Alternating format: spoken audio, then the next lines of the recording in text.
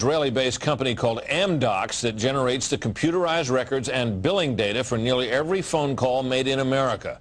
As Carl Cameron reported, U.S. investigators digging into the 9/11 terrorist attacks fear that suspects may have been tipped off to what they were doing by information leaking out of Amdocs.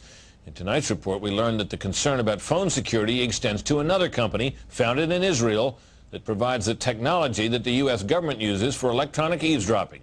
Here is Carl Cameron's third report.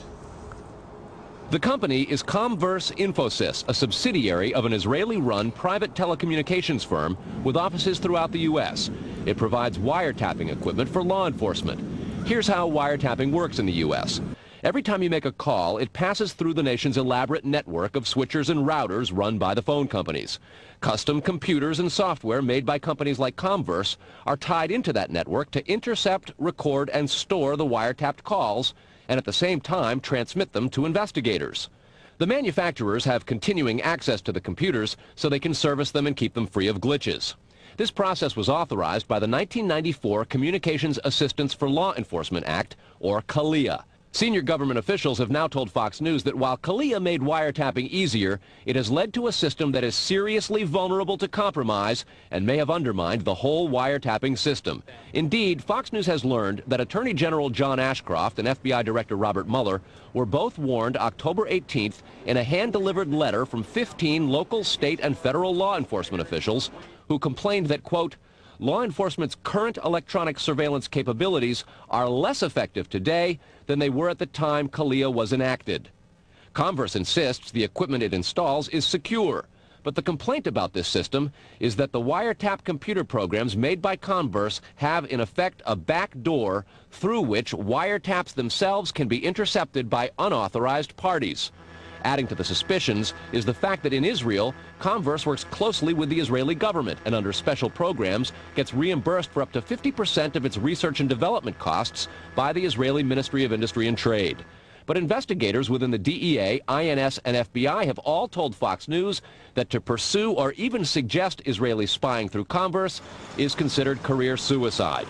And sources say that while various FBI inquiries into Comverse have been conducted over the years, they've been halted before the actual equipment has ever been thoroughly tested for leaks. A 1999 FCC document indicates several government agencies expressed deep concerns that too many unauthorized, non-law enforcement personnel can access the wiretap system.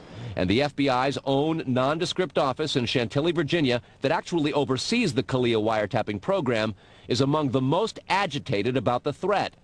But there is a bitter turf war internally at FBI. It is the FBI's office in Quantico, Virginia, that has jurisdiction over awarding contracts and buying intercept equipment. And for years, they've thrown much of the business to Comverse. A handful of former U.S. law enforcement officials involved in awarding Comverse government contracts over the years now work for the company. Numerous sources say some of those individuals were asked to leave government service under what knowledgeable sources call troublesome circumstances that remain under administrative review within the Justice Department. And what troubles investigators most, particularly in New York in the counterterrorism investigation of the World Trade Center attack, is that on a number of cases, suspects that they had sought to wiretap and surveil immediately changed their telecommunications processes. They started acting much differently as soon as those supposedly secret wiretaps went into place. Brett? Carl, is there any reason to suspect in this instance that the Israeli government is involved? No, there's not, but there are growing instincts and an awful lot of law enforcement officials in a variety of agencies who suspect that and have begun compiling evidence and a highly classified investigation into precisely that possibility. Brett? All right, Carl, thanks very much.